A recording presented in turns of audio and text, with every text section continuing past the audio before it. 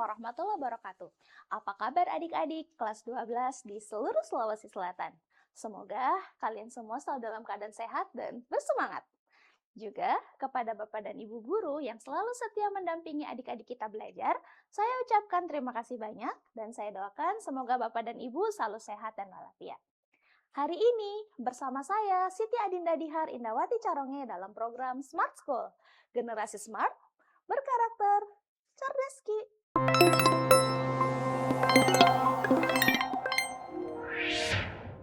Nah, pagi ini kita akan membahas tentang prediksi tes kemampuan akademik untuk bahasa Indonesia wajib. Kira-kira apa ya yang akan kita pelajari hari ini? Yuk kita belajar sama-sama. Wah, ternyata hari ini kita akan belajar tentang penggunaan tanda koma. Apa sih tanda koma itu? Nah, adik-adik pasti sudah tahu lah ya. Tanda koma itu yang bentuknya secuil di bagian bawah. Bentuknya itu seperti titik, tapi ada ekornya. Nah, tanda koma itu adalah tanda baca yang berfungsi untuk memberikan jeda singkat di dalam sebuah kalimat serta memisahkan berbagai bagian atau unsur pembentuk kalimat tersebut. Ya, oke. Sekarang, apa sih fungsi dan tujuan utama penggunaan sebuah tanda koma? Yang pertama, seperti pengertiannya tadi, memberikan jeda untuk membaca. Pertama, saat kita membaca naskah secara lisan, tanda koma itu menjadi penanda bagi pembaca untuk mengambil napas pendek sebelum melanjutkan ke kata berikutnya. Ya, jadi kalau tidak ada tanda koma, itu kita langsung bicara aja terus. Kan tidak bisa bernapas jadinya ya. Oke. Kemudian yang kedua itu untuk memperjelas struktur dari sebuah kalimat. Nah, tanda koma itu digunakan untuk membantu memecah kalimat yang panjang atau kompleks menjadi bagian-bagian yang lebih mudah dicerna oleh otak. Ya, jadi dia ada pemisahan-pemisahannya sehingga kita lebih mudah memahaminya daripada langsung satu kalimat panjang tapi tidak ada tanda bacanya. Ya. Kemudian yang ketiga untuk apa sih? Namanya mencegah ambiguitas sebuah makna. Ya, ini adalah hal fungsi yang paling krusial. Kehadiran atau ketiadaan sebuah tanda koma dapat mengubah arti keseluruhan dari sebuah kalimat. Mungkin adik-adik di sekolah, ini tanda komanya salah. Kalau habis keterangan di awal kalimat wajib ada tanda komanya ya. Itu kenapa? Karena ada ambigu kalau tidak dipakaikan tanda koma ya. Oke, jadi seperti itulah fungsi dan tujuan utama dari sebuah tanda koma. Padahal cuma secuil ya, ternyata fungsinya sangat banyak. Oke, mari kita lanjut. Nah, sekarang tanda koma itu digunakannya kayak gimana dan kemudian contoh-contohnya seperti apa? Oke, sebelumnya sebenarnya penggunaan tanda koma itu sudah lumayan banyak ya dan saya yakin adik-adik juga sudah sangat familiar dengan penggunaannya. Contoh simpelnya kalau adik-adik belajar matematika ada tanda desimal pakai tanda koma ya, itu untuk memisahkan angka desimal. Lalu kalau misalnya adik-adik belanja nih Rp 99.000,99 sen. Nah, kemudian kalau adik-adik lihat ada namanya orang pakai tanda koma memisahkan dengan gelarnya. Kalau yang seperti itu saya rasa adik-adik sudah paham ya. Nah, yang akan kita pelajari yang seperti ini. Yang pertama, tanda koma itu digunakan untuk perincian. Boleh kata, frasa, dan klausa atau mungkin bilangan minimal 3. Jadi, baru boleh 3 dulu nih. Terus kita kasihkan tanda koma. Contohnya gimana? Nah, ini yang pertama ya. Ibu membeli ayam, kambing, dan sapi di pasar. Kalau kita perhatikan, di sini ada tanda komanya.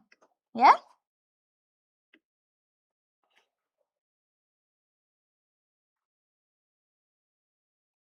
Nah, ini antara kata ayam sama kata kambing dan kata dan. Nah, kalau kita perhatikan, ayam ini kan unsur pertama ya. Kambing ini unsur kedua, lalu sapi ini unsur ketiga. Makanya wajib diberikan tanda koma. Lalu kalau kita lihat contoh keduanya, yang kurang dari 3. Saya memiliki ayam dan kambing di halaman. Nah, ayam ini kan unsur pertama, kambing unsur kedua. Nah, ini tidak perlu pakai tanda koma ya. Jadi sebelum kata dan ini, nggak boleh ada tanda komanya. Ini salah. Kak, gimana kalau dia perinciannya 4 dan seterusnya? Nah, dia akan sama seperti yang pertama ini. Sebelum kata dan itu pasti wajib ada tanda komanya. Oke, gampang ya? Nah, sekarang kalau kita lihat yang kedua, apa ya fungsinya atau kapan ya digunakannya? Tanda koma, wah hati-hati, digunakan sebelum kata-kata, tetapi melainkan sedangkan, yaitu, yakni, bahkan, kecuali, sementara, dan seperti. Artinya, sebelum kata-kata ini ditulis, wajib sama adik-adik diberikan tanda koma. Contoh yang pertama, saya ingin makan. Oke, di sini ada kata tetapi, artinya di sini wajib ada tanda komanya. Ayo, siapa yang masih nulis kata tetapi, lalu tanda komanya ada di depan? Nah, ini salah ya adik-adik. Harusnya di belakang tanda komanya. Contoh lagi, Rina tidak tidur. Oke, di sini ada kata melainkan ya. Oh, ada tanda komanya. Ini yang benar ya. Pokoknya semua kata-kata ini ya, dia kalau kalian mau tulis wajib dipakaikan tanda koma dulu. Oke. Nah, sekarang mari kita lanjut. Kapan lagi nih dipakai tanda komanya? Yang ketiga, oke, tadi ada sebelum, sekarang ada sesudah ya. Tanda koma digunakan setelah konjungsi kesimpulan. Kata jadi, oleh karena itu, dengan demikian, maka dari itu, dan sebagainya ya. Pokoknya apapun yang mengindikasikan bahwa ini adalah kesimpulan, wajib diakhiri dengan tanda koma. Lalu ada kata-kata namun, akan tetapi, artinya, akibatnya, selain itu, lagi pula, sebaliknya, sebelumnya, contohnya, akhirnya. Ya. Nah, biasanya kata-kata ini akan terletak di awal kalimat, karena kan dia harus diakhiri tanda koma. Nah, kalau kita lihat contohnya nih, ada kata jadi. Nah, kata jadi ini kan kesimpulan ya. Nah, jadi wajib diberikan tanda koma sebelum kita masuk ke subjeknya ya. Nah, ini juga sama, akan tetapi. Akan tetapi ini kan dia konjungsi awal kalimat ya.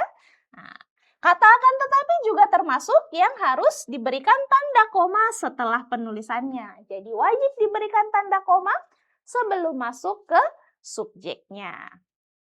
Oke, sekarang kita lanjut yang keempat.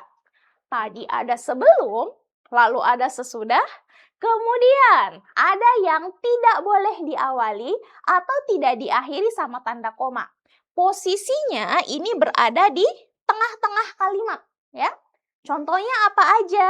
Ada kata agar, supaya, bahwa, jika, dengan, maka, karena, meskipun, sampai, ketika, hingga, sehingga, sejak, dan supaya.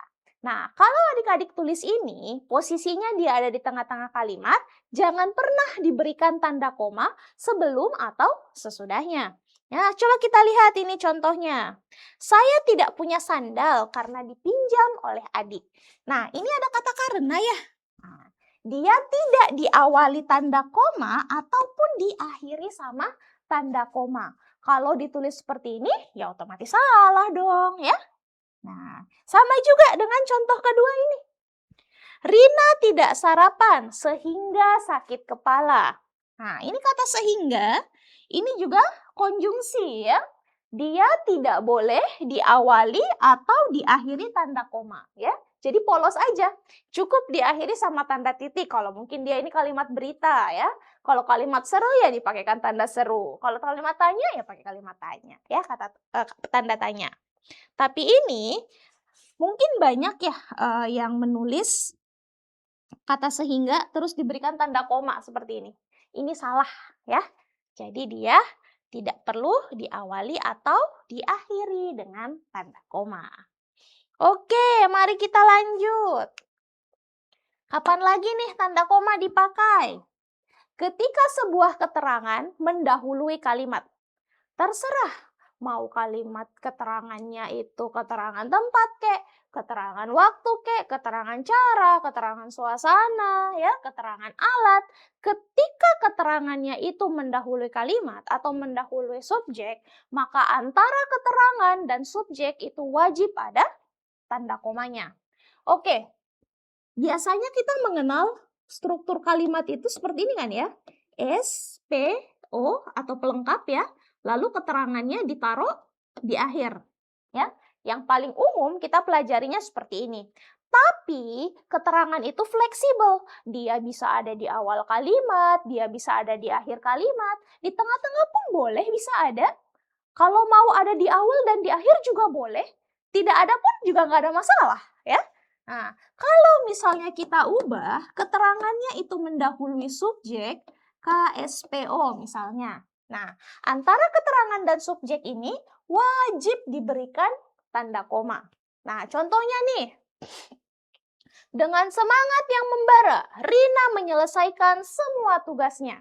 Nah, kalau kita perhatikan ya, dengan semangat yang membara. Ini kan dia keterangan, ya. Nah, kemudian Rina ini akan menjadi subjeknya. Oke, kita hapus yang ini. Menyelesaikan ini akan menjadi predikat. Semua tugasnya ini akan menjadi objeknya. Nah, karena keterangannya ada di awal kalimat, makanya di akhir keterangan sebelum kita menuliskan subjek, itu wajib diberikan tanda koma. Ya. Contoh kedua, ini juga sama. Agar rumah selalu bersih. Nah, ini kan keterangan. Wajib diberikan tanda koma. Kita sebagai subjek harus merapikannya bersama-sama. Ini akan menjadi predikatnya. Ya, oke. Bagaimana kalau keterangannya dia dipindahkan ke belakang? Ya nggak usah pakai tanda koma, karena memang hanya boleh pakai tanda koma kalau keterangannya ada di depan. Lalu yang keenam, ada namanya keterangan aposisi. Apalagi nih aposisi? Nah, aposisi itu umumnya adalah tanda koma yang mengapit, ya. Jadi dia itu ciri-ciri umumnya seperti ini. Nah, ini ada dua tanda koma. Di tengah-tengah inilah yang diberi nama keterangan aposisi. Nah, sebenarnya aposisi bisa saja ada di awal kalimat ataupun di akhir kalimat, tetapi umumnya dia berada di tengah-tengah kalimat. Keterangan aposisi ini akan menjelaskan apa yang ada di depannya. Kalau di depannya subjek, ya berarti aposisinya menjelaskan subjek. Kalau dia ada di objek, berarti menjelaskan si objeknya, ya. Nah, aposisi ini tidak harus kalimat. Dia bisa kata, dia bisa frasa, klausa juga boleh, bahkan huruf pun juga boleh, ya. Nah, sekarang kalau kita perhatikan ya, ini ada dua tanda koma untuk aposisi. Lalu kan tadi kita belajar juga yang pertama itu ada namanya untuk perincian, ya. Hati-hati, kalau perincian itu sudah pasti di belakangnya mungkin ada kata-kata dan, ya. Atau mungkin ada kata-kata atau. Tapi aposisi itu tidak ada, ya. Nah, contohnya nih, Insinyur Soekarno, Presiden RI pertama, melakukan kunjungan ke Makassar. Perhatikan, di sini ada dua tanda koma, ya. Kan dia tidak ada kata-kata yang merincikan bahwa ini adalah sebuah perincian. Biasanya pakai kata dan atau mungkin pakai kata atau, ya. Nah, ini di tengah-tengah ini inilah yang namanya keterangan aposisi. Nah, siapa Presiden RI pertama? Ya, Bapak Insinyur Soekarno. Keterangan aposisi ini menjelaskan siapa si Bapak Insinyur Soekarno-nya itu. Kelebihannya lagi, aposisi itu kalaupun kita hilangkan, dia tidak akan mengubah maknanya, ya. Nah, jadi nggak masalah kalau dihilangkan juga. Nah, contoh yang kedua, ayah membawa buah naga, buah yang bentuknya unik hari ini. Nah, kalau kita perhatikan juga, ini ada tanda koma, ya. Nah, ini aposisinya, dia menjelaskan siapa sih itu buah naga, ya, seperti itu. Nah, ini yang pertama dia menjelaskan subjek, ini yang kedua dia menjelaskan objek. Ada juga kok yang menjelaskan keterangan, sama aja bentukannya, ya. Oke, jadi seperti itulah keterangan aposisi. Nah, sekarang karena kita sudah belajar tentang penggunaan tanda koma, fungsinya, mari kita bahas soal. Apa ya soal-soalnya ya? Nah, kita diberikan bacaan nih, ada 5 kalimat. Lingkungan yang bersih adalah dambaan setiap orang. Namun, kesadaran masyarakat menjaga lingkungan masih kurang. Sampah plastik masih sering terlihat berserakan di bantaran sungai. Hal ini dapat memicu bencana banjir saat musim hujan tiba. Oleh karena itu, kita harus menjaga kebersihan bersama. Terus soalnya dia bilang, penggunaan tanda koma pada teks di atas. Tanda koma yang salah ya maksudnya. Nah, gimana ya? Kalau kita lihat kalimat 1, oke, tidak ada tanda komanya, berarti kita lewati saja.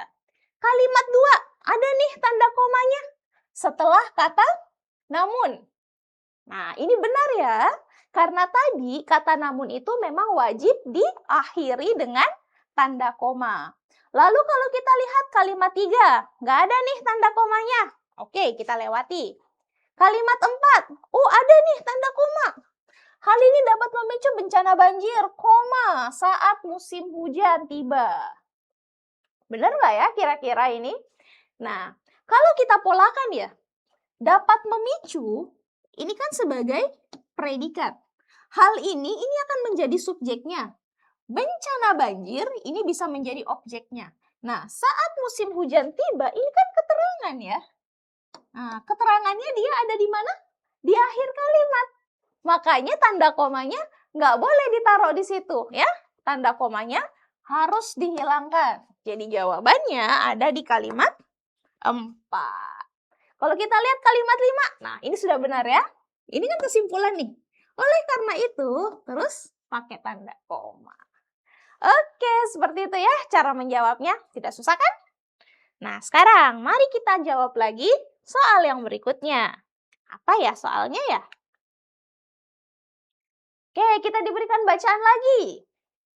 Pagi ini, cuaca sangat cerah di kota Makassar. Matahari bersinar terang menyinari jalanan yang mulai ramai. Banyak warga mulai melakukan aktivitas mereka di luar rumah. Ada yang berolahraga, berangkat kerja, atau sekedar jalan-jalan. Udara segar membuat suasana terasa lebih menyenangkan. Oke, yang mana yang salah tanda komanya? Alfa, setelah kata pagi ini. Ini sudah benar. Kenapa? Karena pagi ini itu keterangan. Nah, cuacanya ini akan menjadi subjeknya. Kalau misalnya yang bravo kalimat 2, nggak ada ya, kita lewati aja. Kalimat 3, banyak warga. Oh, ada tanda koma nih di sini. Nah, ini tidak tepat ya. Kenapa? Banyak warga ini kan subjek ya. Nah, mulai melakukan ini kan predikat. Jadi buat apa di antara subjek sama predikatnya ada tanda koma? Ya, ini kan juga bukan aposisi. Oke, berarti yang salah ada di kalimat 3. Coba kita lihat kalimat 4. Oh, ada ya. Ini perincian. Nih. Kalimat 5 nggak ada. Ups, kalau kita perhatikan, di sini ada kata-kata sekedar. Ini kan tidak baku ya. Harusnya sekadar. Ika, itu juga salah. Tidak apa-apa, abaikan saja. Yang diminta soalnya apa? Hanya tanda koma. Jadi adik-adik hanya perlu fokus ke yang diminta soalnya. Hati-hati, banyak soal-soal pengecoh seperti ini ya. Dia minta contohnya tanda koma. Tahu-tahu di dalam teksnya mungkin ada tanda petik 2-nya salah, mungkin tanda titiknya salah. Tidak masalah, abaikan saja. Karena yang diminta soalnya hanya tanda koma. Oke? Sedikit tips untuk menjawab soal ya. Oke, mari kita lanjut lagi ke soal berikutnya. Dikasih teks lagi kita nih. Kucing peliharaanku sangat lucu dan menggemaskan. Bulunya berwarna putih bersih tanpa noda sedikit pun. Ia selalu menyambutku ketika aku pulang dari sekolah. Makanan kesukaannya adalah ikan tuna, dan daging ayam rebus. Setiap malam, kucingku tidur di keranjang kecilnya dengan nyenyak. Wah, ada yang punya kucing nggak di rumah? Oke, sekarang yang mana ya tanda komanya yang salah? Kalimat 1 coba kita lihat. Ada ya? Wah, ini sudah jelas salah ini ya. Kenapa? Sangat lucu dan menggemaskan ini bisa menjadi predikat. Lalu kucing peliharaanku ini yang akan menjadi subjeknya. Sudah jelas sekali ini salahnya ya. Langsung saja jawabannya ada di alfa. Bravo tidak ada tanda koma, Charlie tidak ada, Delta tidak ada. Nah, kalimat 5. Oke, setiap malam ini kan keterangan juga ya. Ada tanda komanya. Lalu, kucingku ini sebagai subjeknya. Oke, sudah benar. Keterangan mendahului subjek wajib diberikan tanda koma. Oke, mari kita lanjut ke soal berikutnya. Oke, kita diberikan teks lagi nih. Membaca buku memberikan banyak manfaat bagi perkembangan otak. Kosakata kita akan bertambah seiring banyaknya buku yang dibaca. Selain itu, wawasan kita tentang dunia luar juga semakin luas. Buku memang sering disebut sebagai jendela dunia oleh banyak orang. Kita harus rajin membaca buku agar pengetahuan semakin bertambah. Oke, kalau kita lihat ya, di alfa ini tidak ada tanda koma, Bravo juga tidak ada. Nah, Charlie ada nih. Ada kata-kata selain itu, lalu pakai tanda koma. Ini sudah benar ya. Kata selain itu, dia masuk ke dalam konjungsi awal kalimat ya, atau konjungsi antar kalimat. Makanya wajib diberikan tanda koma. Jadi nggak ada masalah nih. Kalimat 4 tidak ada. Oke, ada nih di kalimat 5. Nah, ini ada kata agar. Ingat, kata agar tidak boleh didahului atau diakhiri dengan tanda koma. Jadi langsung saja ya, jawabannya ada di error. Mudah ya? Oke, mari kita jawab soal berikutnya. Oke, teknologi internet telah mengubah cara manusia berkomunikasi secara drastis. Saat ini, informasi dapat menyebar luas dalam hitungan detik. Namun, tidak semua informasi di internet dapat dipercaya kebenarannya. Banyak berita palsu yang sengaja disebarkan untuk menipu pembaca. Kita harus selalu memeriksa kembali fakta dari setiap kata tersebut. Terus soalnya diminta kalimat tidak efektif. Oke, kita sudah pernah belajar ya tentang kalimat efektif. Nah, ini kan salah satunya pertama itu subjek predikatnya harus benar. Lalu yang kedua itu dia EYD sama KBBI-nya ya. Nah, untuk di EYD itu kan salah satunya ada tanda baca. Nah, tanda baca yang sering bermasalah di dalam soal itu biasanya tanda koma ya. Nah, ini tipikal-tipikal soal aja sih, tapi sebenarnya yang diminta juga sama. Kalau kita lihat di sini ya, nah, kalau kalimat 1 ini kan tidak ada tanda komanya. Tapi kalau kita lihat telah mengubah ini sebagai predikat, teknologi ini sebagai subjek. Oke, sudah benar. Tanda koma, tanda titik benar, kapitalnya benar. Nah, ada tanda koma nih saat ini di kalimat 2. Ini juga sudah benar. Karena kata-kata saat ini dia itu kan sebagai keterangan waktu ya, maju di awal kalimat. Dapat menyebar ini sebagai predikat, informasinya sebagai subjek. Nah, ini juga sudah benar ya. Titiknya oke, kapitalnya oke. Kalimat 3. Nah, kata namun tadi ada ya, harus diakhiri tanda koma. Kapitalnya oke ya. Nah, dapat dipercaya ini sebagai predikat. Tidak semua informasi di internet. Ini sebagai subjeknya. Tanda titik oke, kapitalnya oke. Kemudian kalau kita lihat kalimat 4. Ada tanda koma di sini. Wah, sudah jelas ya. Ini salah. Karena kata untuk tidak diawali atau diakhiri dengan tanda koma. Oke, jadi langsung saja jawabannya ada di delta. Nah, jadi kalau kalimat efektif itu juga, kalau tanda komanya salah, walaupun kayaknya benar ya kalimatnya, tapi tetap dikategorikan tidak efektif. Oke adik-adik, demikianlah pembelajaran kita hari ini.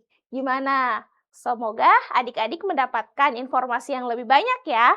Dan ingat, jangan lupa diulang-ulangi di rumah. Oke, saya Siti Adinda Dihar Indahwati Caronge, pamit undur diri. Assalamualaikum warahmatullahi wabarakatuh.